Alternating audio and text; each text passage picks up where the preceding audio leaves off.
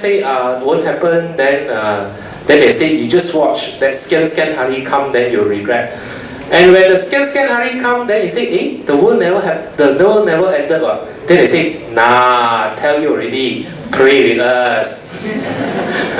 So I always find that it's quite a losing argument to talk to people like that.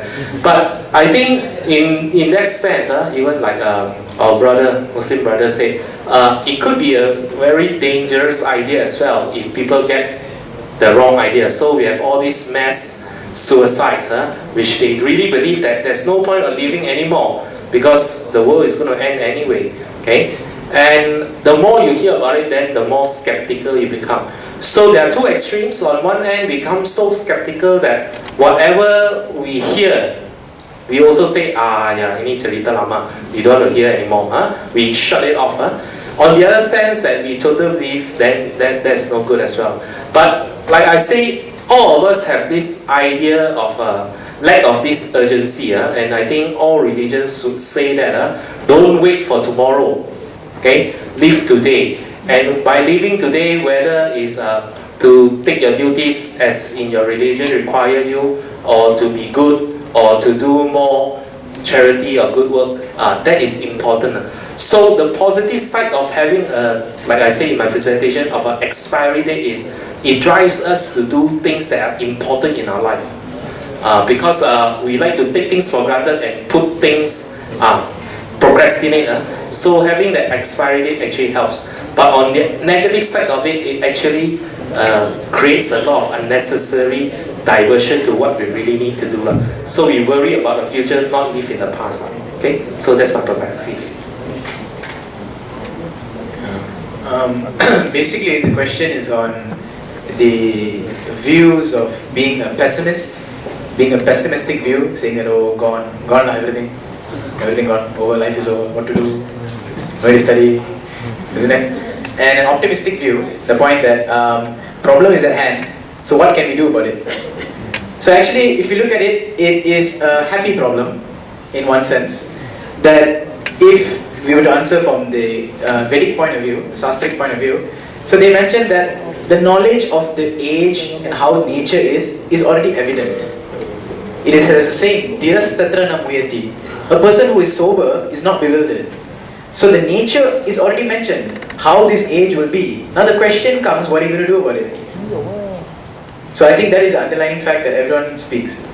You know what is to happen, how is it going to degrade, how is it actually, it's going to eventually affect us, but our main area of concern should be, what are we going to do about it? Isn't it? So I guess in that sense, it is one should actually take an optimistic view about it. Optimism means with knowledge. Pessimism means without knowledge. So I guess everyone seated here today would agree that a move or an action with knowledge is much better. Alhamdulillah, wassalatu wassalamu ala rasulillah. Knowledge about the end of time actually in Islam is one of the pillars of faith.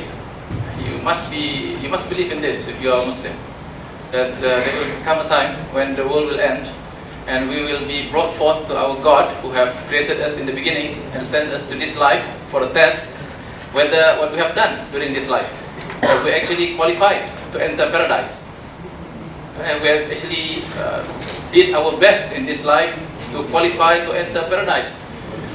And let there be no confusion about this. Allah says in Surah Al-Baqarah, chapter 2, verse 80 to 82, أعوذ بالله من الشيطان الرجيم وقالوا لن تمسنا النار إلا أياما معدودات. And they say we will not be touched by hellfire except for a few days. And Allah says وَأَتَّخَذْتُمْ عِنْدَ اللَّهِ أَهْدًا فَلَا يُخْلِفَ اللَّهُ أَهْدًا. Have you got a promise from God that this is the case, that Allah will not renege on His promise? Or are you saying something about God that you do not know about? Bala man kasaba sayyi'atan wa ahatat bihi khati'atuhu. Verily, those who does bad deeds and are engulfed by their bad actions, they will enter hellfire and they will be there forever. But those who do good deeds, they will enter paradise and they will be there forever. It's a life everlasting after the end of time. So have no doubt about that. So have you prepared yourself for it? That's the question. So it's always something positive for you to prepare for this end of time. Be prepared, because every single deeds will be accounted for. وَمَنْ يَعْمَلْ مِثْقَالَ ذَرَّةٍ خَيْرًا يَرَهُ وَمَنْ يَعْمَلْ مِثْقَالَ ذَرَّةٍ شَرًّا يَرَهُ. Those who do an apple, brother. Those who do a mustard seed of bad deeds, he will see it. And those who do a mustard seed of bad deeds, he will see it. He will be accounted for it in the hereafter. And Allah says in another verse to be prepared. What did He say? Bismillahirrahmanirrahim. وَالْعَصْرِ إِنَّ الْإِنسَانَ لَفِي خُسْرٍ إِلَّا الَّذِينَ آمَنُوا وَعَمِلُوا الصَّالِحَاتِ وَتَوَاصَوْا بِالْحَقِّ وَتَوَاصَوْا بِالصَّبْرِ. By time, Allah promised by His creation, the time. Time is the creation of God. Actually, when it was one mass, before the Big Bang, there is no time. God created time. And God is swearing by time. By time, mankind is in a state of a loss.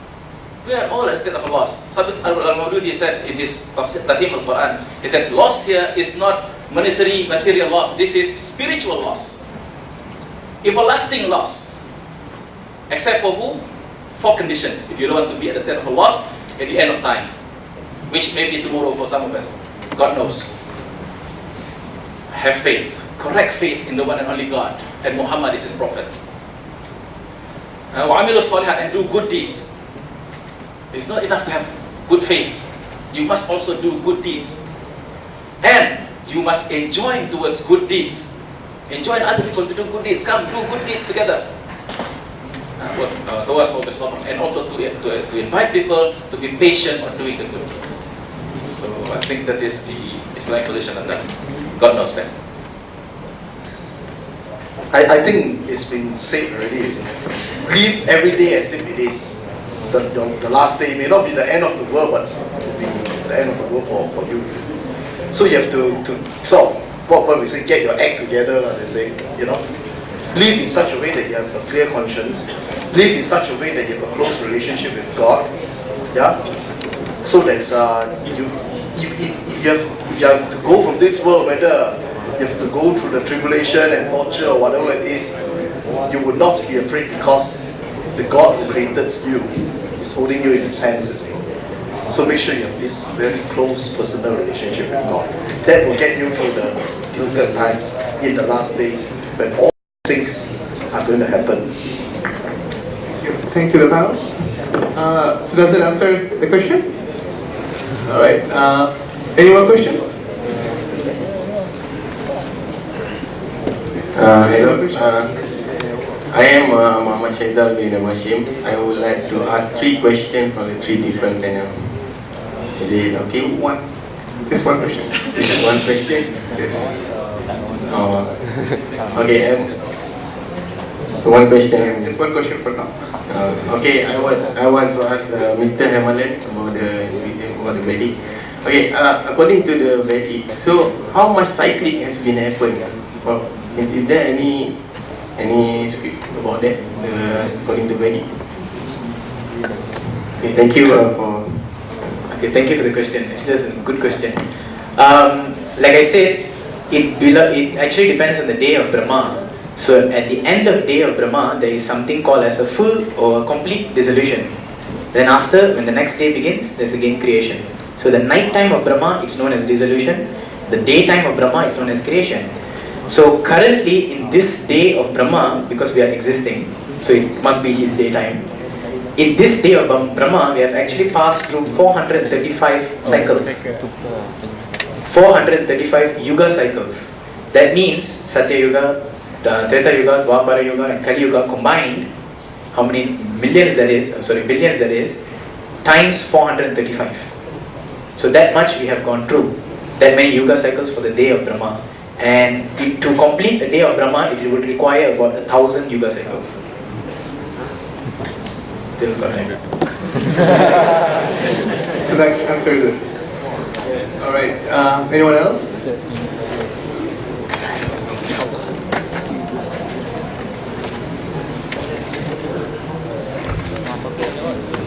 Test. Bismillahirrahmanirrahim. My name is Muhammad Husni Faiz bin Kamarudin. I'm a student, final year, tak lebih. Okay, my question is, okay, my question is like,